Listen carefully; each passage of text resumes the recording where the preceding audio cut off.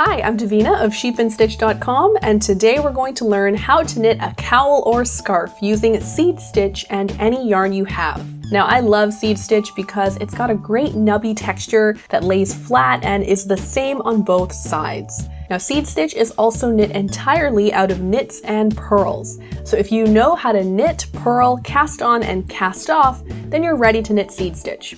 And if you don't know how to do any of these things, then you can check out my How to Knit video series. Now, this video is jam-packed with a lot of information, so if you want to skip ahead or jump around, you can refer to the chapter markers down in the description. All right, are you ready to go? Yeah? Okay, let's start knitting. So in this video, we're going to learn how to knit seed stitch on flat needles like this in order to make a scarf. And we'll also learn how to knit up seed stitch on circular needles like this so that we can make a cowl. And we'll also learn how to cast off in pattern and also how to wet block if you decide that you want your cowl or scarf to have a little bit of drape. And of course, we'll also learn how to calculate the right number of cast on stitches for any yarn weight that you have hanging around. So the cowl that I've knit up here is knit with bulky weight yarn, and it's knit with just one skein of Marta the Merino, which is a 1-ply merino yarn, so yummy. Just one skein is needed to knit up this entire cowl with a little bit, quite a bit of yarn left over actually. So this is available in the Sheep and Stitch store, and this is the color Sunset. Now, to knit seed stitch on 2 needles like this, you'll need to cast on an even number of stitches. So on this needle, I've cast on 16 stitches, which is an even number. Okay, so the number of stitches that you need to cast on for your scarf really depends on how wide you want your scarf to be. Generally, the number of stitches you cast on will determine the width of your scarf. So if I've cast on 16 stitches here, I can be pretty sure that my scarf will be at least this wide, but probably a little bit wider, probably like this wide. It'll probably spread about an extra inch when I knit into my stitches. So when you're casting on your stitches, just kind of eyeball how wide you want your scarf to be, and then cast on that number of stitches that equals the width you want, and prepare for it to spread out a little bit. Okay, so this looks pretty good to me, so I'm gonna start knitting my seed stitch. So seed stitch is basically a 2-row pattern, and we just repeat those 2 rows. So on row 1, we're gonna knit 1. So we'll knit our first stitch, and then we're going to purl 1. So I'm gonna bring my yarn up front because that's how we purl. And then I'm gonna go from the top to the bottom, and we'll just purl that second stitch. And that is the repeat for our row 1. Knit 1 and purl 1. So we'll repeat that. We'll do another knit 1. And then we'll bring our yarn up front for our purl, and then we will purl that stitch, okay? So we're just alternating knits and purls, and we'll just continue going. Knit 1 and purl 1. And if you ever forget whether you are supposed to knit or purl, just look at the stitch that went before, right? So I've just done a purl stitch, and I can tell from this little bump here, right? So now I know that I need to do a knit stitch. So complete your first row of seed stitch doing 1 knit and 1 purl. And once you're done, we'll move on to the second row. So now I finished row 1, and you can see that my last stitch is a purl stitch. You can tell by this little bump here, okay? So now let's work row 2. I'm gonna turn my needle over, and row 2 is really the opposite of row 1. Row 2 starts with a purl 1, so I'm gonna push my needle from the top to the bottom, and I've got my yarn up front, right? And I'm going to purl that first stitch. Whoops, what's going on here? There we go, all right.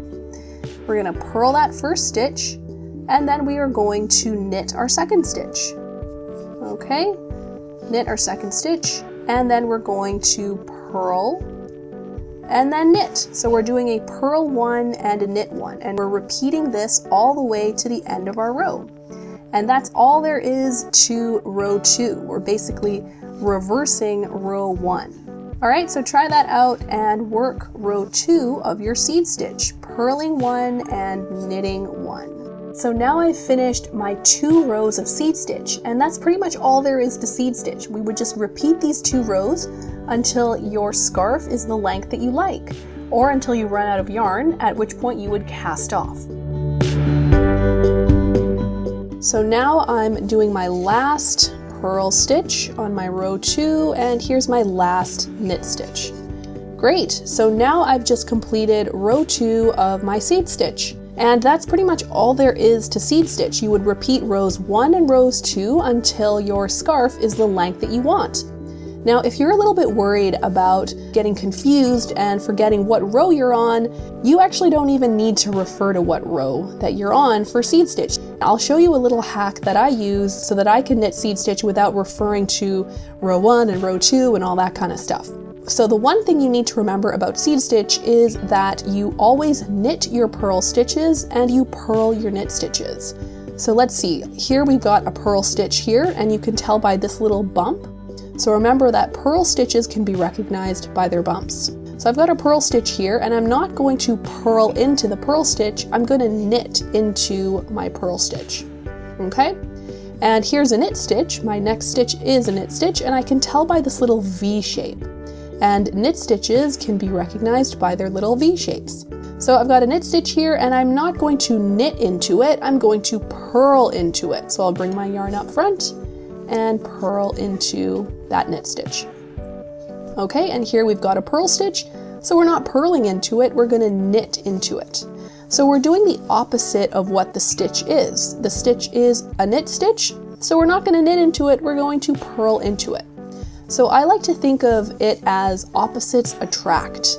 The opposite of a purl stitch is a knit stitch, and the opposite of a knit stitch is a purl stitch. And if you don't believe me, you can look at the back of your knits and purls. So here we've got a purl stitch, and let's just turn it over, and you can see that the back of it is a knit stitch. Pretty crazy, right? And here we've got a purl stitch, and I'm just going to pinch that. If we turn it over, you can see that it is a knit stitch. So it really is the opposite. So when you think about opposites attract, you can think of the purl stitch not wanting a purl stitch. The purl doesn't want the same old purl stitch, right? It doesn't want the same thing as what it is. It wants the opposite. It wants a knit stitch, okay? So you can think of all your stitches when you're knitting seed stitch as being kind of experimental or being in an experimental phase. They don't want the boring old same thing as them. They want something new and different. They want the exact opposite. So our purl stitch is not into other purl stitches, our purl stitch wants a knit stitch. So we'll give our purl stitch a knit stitch. We'll give it the opposite of what it is. Our knit stitch is not into other knit stitches, our knit stitch wants a purl stitch. So let's give that knit stitch a purl stitch. So you are giving your stitches the opposite of what it is. It's into new things, new horizons. It wants to experience things that are unlike itself. So here we've got a knit stitch. So I'm going to purl that knit stitch. Okay, so if you just remember opposites attract, then you will never really need to refer to your pattern to knit seed stitch. All you need to remember is that you're going to knit your purls and purl your knits. You're doing the opposite of what your stitch is. And you can also think of opposites attract. So I hope that helps you knit your seed stitch without a care in the world. All you need to do is look directly at your stitches to tell you what to knit. Now, knitting seed stitch in the round is very similar to knitting on flat needles. It follows the same general principle in that we are knitting our purls and purling our knits. We're not doing what we are supposed to be doing, but we would actually cast on a different number of stitches. We would cast on an odd number of stitches when we're knitting in the round, okay? So something like 19, 21, 23, these are odd numbers, whereas when we're knitting on flat needles, we cast on an even number of stitches. All right, so for this cowl, I have cast on 57 stitches with my Marta the Merino yarn, and that gives me a cowl that is about 25 inches in circumference. And after I wet blocked it, it spread out to about 26 inches.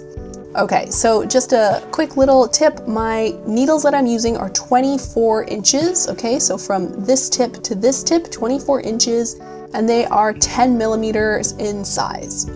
All right, now, in order to join this in the round, I need to stretch out my stitches so that they actually meet, right? So what I'm gonna do is, right now my stitches are kind of bunched up, right? And that's because I don't have that many stitches, right? Remember, my finished circumference is only 25 inches and my needles are 24 inches. So I need to stretch out my stitches so that they actually meet. So what I'm going to do is just, push my stitches just like this. Very primitive, right? We're just going to sort of push our stitches, kind of stretch them out so that they actually meet. And here we go. So now my stitches are right up close to the points of my needles so that I can actually join them in the round.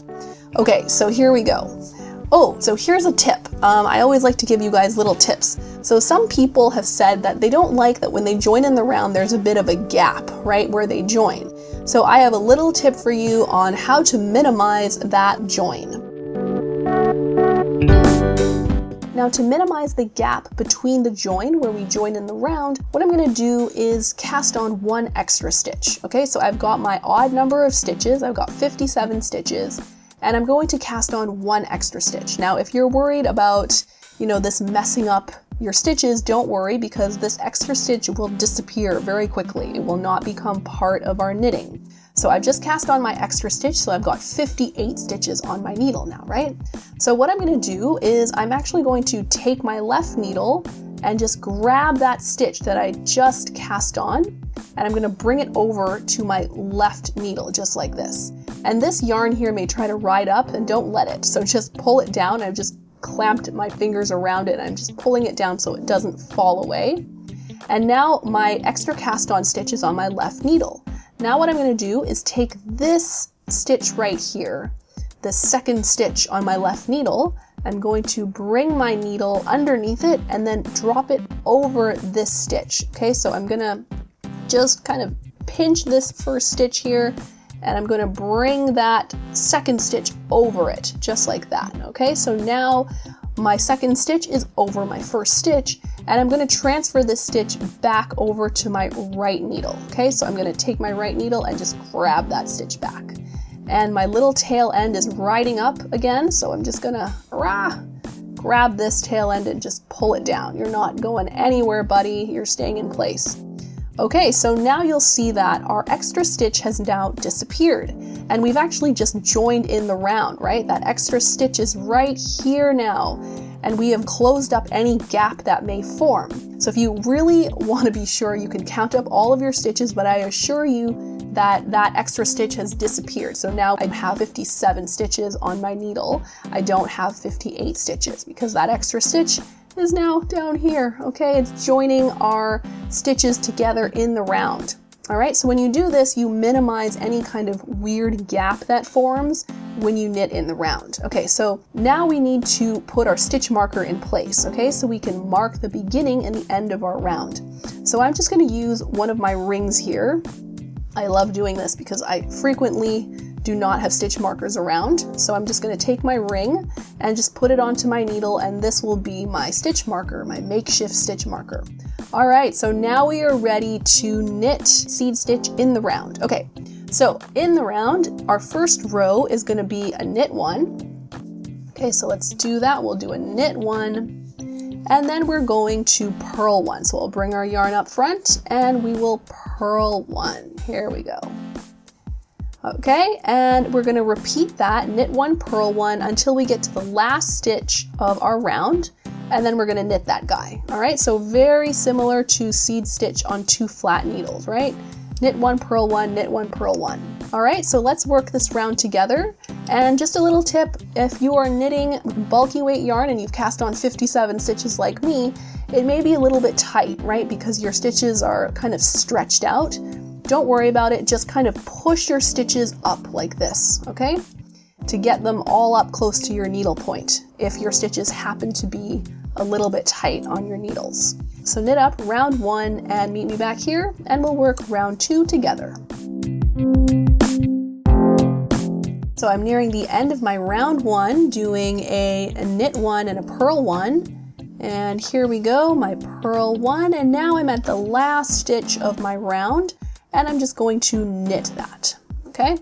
Great, so now I've finished my round one, woohoo! So I'm gonna bring my stitch marker over, and now we'll work round two. So round two is very simple. We're just going to purl one, so let's bring our yarn up front, and we'll do a purl one and a knit one.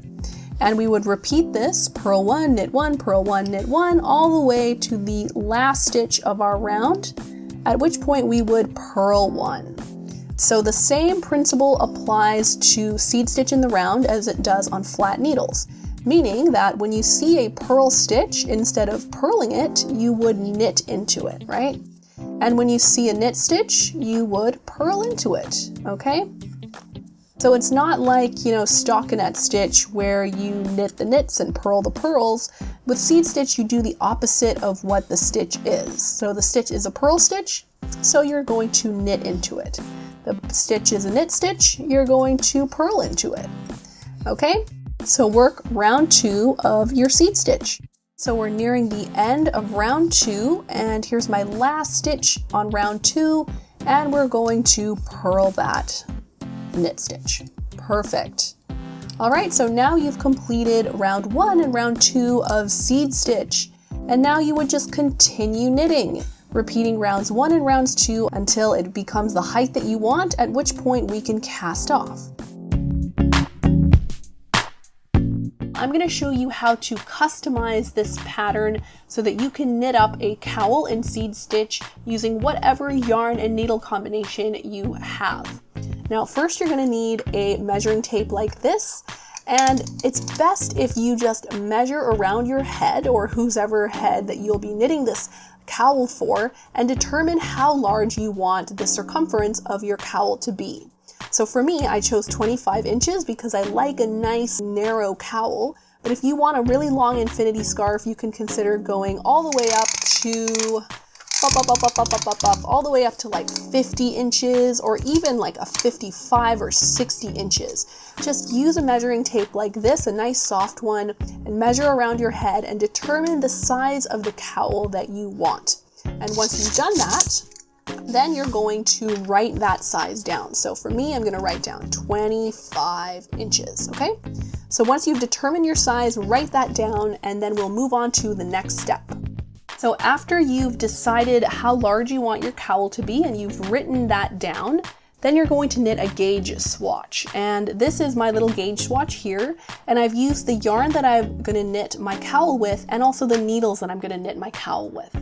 Okay, so this is a much thinner yarn than what I had previously. This is an Aran weight yarn. So I've knit up seed stitch, and the number of stitches that you are going to cast on need to be larger than 4 inches. So let's see, my little swatch here is about 6.25 inches. So when you cast on the number of stitches for your gauge swatch, when you're casting on, your stitches are kind of bunched up, right? So make sure that when you measure out those stitches that you have at least 4 inches. And as you knit your seed stitch, your fabric will grow and expand, okay? So at least 4 inches. Now a typical gauge swatch is 4 inches by 4 inches upwards, right? So 4 inches stitch-wise and 4 inches row-wise. But I don't think we really need to knit a whole gauge swatch. We can do kind of a cheaty version, we can cheat at it a little bit because we're really only interested in the stitch count, right? We want to know how many stitches make up 4 inches, and that will help us determine how many stitches we need to cast on for our cowl. So here I've knit up about, 3 inches, and that's perfectly fine. If you're short on time, you can knit up 2 inches in seed stitch with your yarn and needles, and that should be fine as well. So once you have your gauge swatch knit up, we're going to measure out 4 inches. So I'm not going to measure right from the edge. I'm going to measure kind of in the middle because the middle area of our swatch gives us really the best reading of our knitting. So here I'm going to start right about here, and I've got a split ring stitch marker here, so I'm just going to mark that area here. I'm just going to squeeze this stitch marker in. Great. And I'm going to measure from here, whoops, let's lock this tape measure, up to 4 inches, which is, about here. Okay, so I'm going to bring in my second stitch marker like this. And you don't have to use a split ring stitch marker. You can kind of eyeball it. That's totally fine too. So that's about right. Okay, so now I want to figure out how many stitches make up 4 inches using my yarn and needle combination. So here we go, 2, 4, 6, 8, 10, 12, and 13. All right, so for me, using my yarn, this needle, and my unique tension made from my hands, I get 13 stitches equals 4 inches. So I'm gonna write this down. I've got a piece of paper here, and I'm gonna write down 13 stitches equals 4 inches. So now let's do a little bit of math. Now we know that 13 stitches equals 4 inches. Well, what about 25 inches? For me, I know I want my cowl to be 25 inches, so how many stitches equals 25 inches? Now, if this sounds a little bit like middle school algebra, you're pretty much right. I totally remember learning this in 8th grade. Okay, so I'm gonna get my calculator out because I am really bad at math.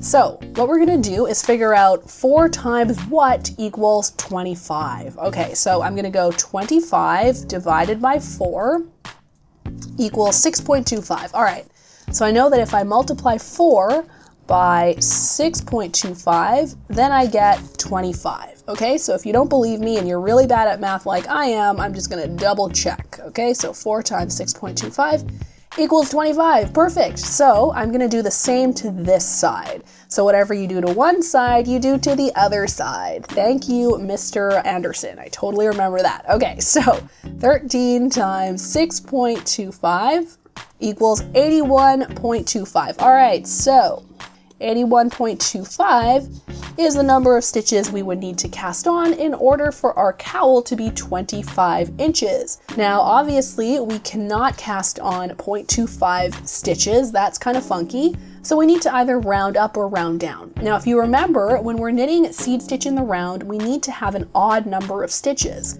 So I would cast on either 81, which is an odd number, or 83, which is also an odd number.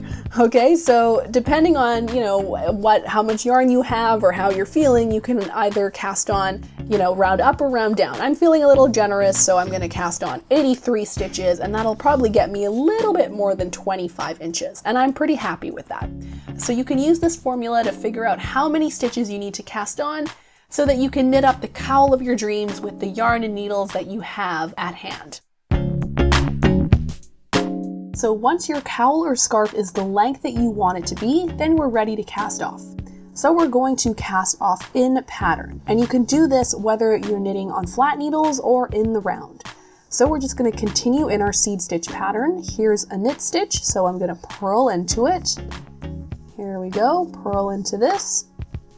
And our next stitch is a purl stitch, so I'm going to knit into that purl stitch. All right, so now we've got 2 stitches on our right needle, and I'm going to take my left needle, go underneath that first stitch, and bring it over the second stitch. All right, so now we're going to move on and knit our next stitch, which is a knit stitch.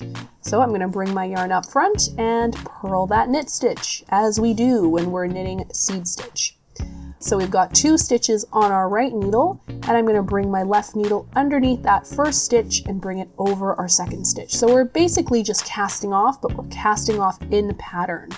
Here's a purl stitch, so we're going to knit that and then bring our second stitch over the first stitch. Now, when you're casting off, you want to keep your hand really nice and loose. You don't want a death grip, okay, on your yarn. You want your cast on edge to be really loose, loosey-goosey. So continue casting off in pattern until you have 1 stitch left on your needle. I'm going to knit my last stitch and go underneath that second stitch and bring it over like this. Great, so now I have 1 stitch left on my needle. Now I'm going to get my scissors out. Here we go. And I'm just going to leave like a 7 or 8 inch tail and then cut off. Perfect. So let's get that out of the way. Now I'm going to take my little tail and bring it to the front of my needle like this. And then I'm going to take that stitch that's on my needle and bring it over that little tail end and then pull my tail through. And now my stitches are secure. Look at that. Pretty cool, right? Our swatch is off the needle. Well, for you, it would be a scarf or a cowl. So now you can weave in your ends and wear your cowl or scarf out into the world and enjoy it. Or if you want your cowl or scarf to be a little bit wider or a little bit longer, we can do a bit of a wet block to stretch it out. So if you find that your scarf or cowl is a little bit too narrow and you want it to be a little bit longer, taller or a little bit wider, you can do that by doing what's called a wet block. And what that means is that you would actually just take your scarf or cowl and dunk it into water, and then push out the water and then lay it flat to dry. Okay, and you can actually use pins, like sewing pins, to pin your scarf or cowl in place. Now that's fairly drastic. When you do a wet block, you can basically reshape your entire scarf or cowl. You can stretch it out quite dramatically. For me, I don't really want to do a huge wet block, and I'll link to a video that shows you how to do a wet block where I actually block a sweater. For me, when I knit up this cowl, I just did a very light wet block. And if you're only looking to gain maybe an inch or two in your scarf or cowl, I think that's a pretty good idea.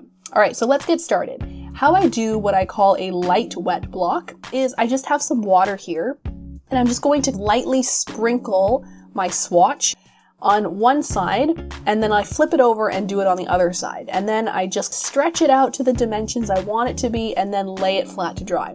And that's all there is to a wet block, or a light wet block, okay? So let's do it together. You would take a towel like this and lay it down, and then put your knitting on top of it, just so that your table or your floor doesn't get wet.